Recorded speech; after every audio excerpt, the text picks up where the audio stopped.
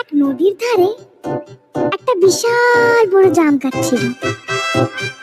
ওখানে এক জন্মনি ছটপটে দুরন্ত বাঁদর থাকতো। সে সেই গাছের জাম খেত আর সন্ধ্যেবেলায় ওই গাছের ডালে বসে নদীর দিকে তাকিয়ে থাকতো। ওই নদীতে এক কুমিরও তার পরিবারের সাথে থাকতো। কুমিরের বয়স হয়ে গেছিল আর সে দুর্বল হয়ে পড়েছিল। একদিন বাঁদর সেই কুমিরকে সেই ডাঙ্গায় দেখতে পেল। কুমিরকে খুব দুর্বল ও অসুস্থ দেখাচ্ছিল। বাঁদর গাছে বসে বসেই কুমিরকে বলল, কি হলো কুমির ভাইয়া, সব ঠিক আছে তো? তোমার দেখে খুব অসুস্থ মনে হচ্ছে গো। হ্যাঁ, আর কি বলবো তোমায় বাদর ভাই, আমি যা কিছু শিকার করি আমার বউ বাচ্চা সবই শেষ করে দেয়। আমার তো আর কিছু খাওয়াই হয় না। তাই নাকি? এই দেখো কত সুন্দর রসালো জাম, তুমি কি খাবে? বাঁদর জিজ্ঞেস করলো। কুমির একটু ভাবলো আর বলল, হ্যাঁ ভাই, কত বড় আর রসাদার লাগছে আঙুরগুলো। এখন তুমি কিছু ফল নিচে ফেলো, তাহলে একটু খেয়েই দেখতাম। বাঁদর কিছু জাম নিয়ে ছুঁড়ে কুমিরকে দিল। জাম খেয়ে কুমির তো বেশ খুশি হলো।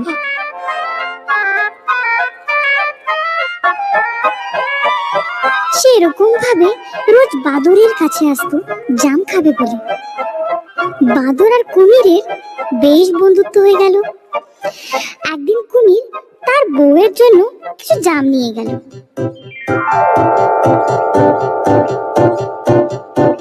তার বউ জাম খেলো আর বলল, বাহ, কি মিষ্টি জাম! আমার বন্ধু আমায় দিয়েছে, রোজই তো আমায় দেয়।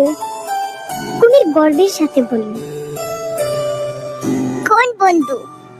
ওই বাঁদরটা না, যার প্রশংসা করতে তুমি ক্লান্ত হও না? কুমিরের বউ একটু হেসে জিজ্ঞেস করল। হ্যাঁ হ্যাঁ হ্যাঁ, ওই বাঁদরটা আমার বন্ধু। কুমির উত্তরে বলল,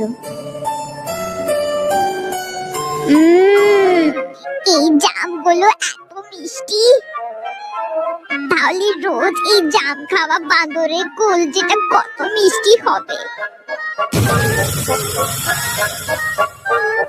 তুমি কি বলছো এটা? কুমির বউয়ের কথা আন্দাজ করে বলল, আমি এই বাঁদরের কলজেটা খাবো।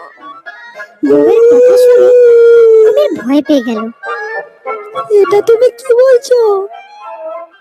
এই বাঁদরটা আমার বন্ধু, আমি ওর কলজে তোমায় কিভাবে খেতে দিতে পারি? কুমির বউয়ের কথা ফেলে তো দিল, কিন্তু বউ আরেকটি ফন্দি আটলো। 2-3 দিন সে কিচ্ছু বলল না। কুমির রোজ বাঁদরের কাছে যেত আর দুজনে মিলে গল্প করত আর খেলা করত। আর কুমির রোজ কিছু জাম বাড়ির জন্য নিয়ে আসতো। আর একদিন কুমির ঘরে এসে দেখলো তার বউ নদীর ধারে অসুস্থ হয়ে পড়ে আছে। এ কি হলো?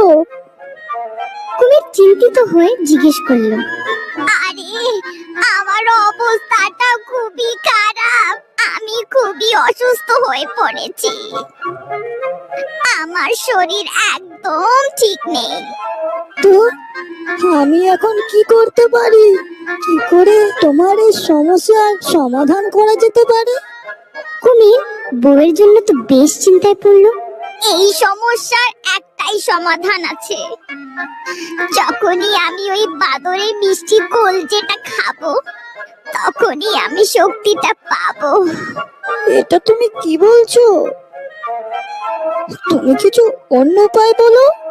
কুমির তার বউয়ের অবস্থা দেখতে পাচ্ছিল না, কিন্তু বাঁদরের কলজে কি করে নিয়ে আসবে? আমি সত্যি বলছি, এই দুর্বলতার একটাই উপায় আছে, আমাকে ওই বাদরের কলজেটাই ঠিক করতে পারবে। যদি তুমি আমায় সুস্থ দেখতে চাও তাহলে তুমি আমায় এনে দাও। এখন তো সবই বিগড়ে গেল। কুমির তার বউয়ের জন্য বাদরের কলজে আনা ছাড়া আর কিছুই মাথায় আসছিল না। ও তার বউয়ের কথা শুনলো আর সে জাম গাছের দিকে গেল।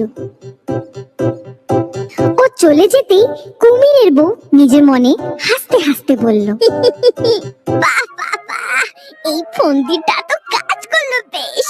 বাহ বাহ, এই বাঁদরের মিষ্টি কলজিটা খেয়ে কতই না শান্তি পাবো আমি। বাঁদরের কাছে গিয়ে কুমির বলল, ও বাঁদর বন্ধু, ওই জামগুলো আমার বউয়ের খুব ভালো লেগেছে যে এখনো তোমার সাথে দেখা করতে চায়। বাঁদর একটু ভাবলো, কিন্তু তারপর ও কুমিরের কথা মেনে নিল। আর বাদর কুমিরের পিঠে চড়ে বেরিয়ে পড়ল। কুমির মনে মনে খুব দুঃখ পাচ্ছিল, কিন্তু সে বাঁদরকে পালাবার কোনো সুযোগ দিল না।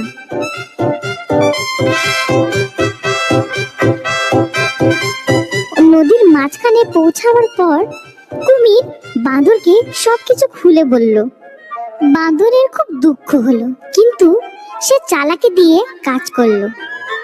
ও বলল, আরে কুমির ভাইয়া, এই কথাটা তুমি যদি আমাকে আগে বলতে, আমি তো আমার কলজেটা ওই যে ওই জাম গাছে ফেলে এসেছি। এখন তো আমাদেরকে ওটা আবার আনতে হবে। এটা শুনে ওই কুমির বাঁদরকে জাম গাছের কাছে নিয়ে এলো।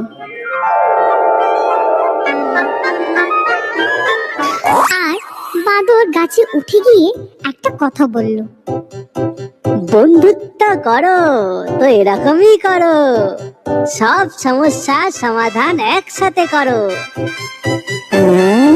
বিপদে যে ছেড়ে দেয় হাত, দরকার নেই এমন বন্ধুত্বের সাথ।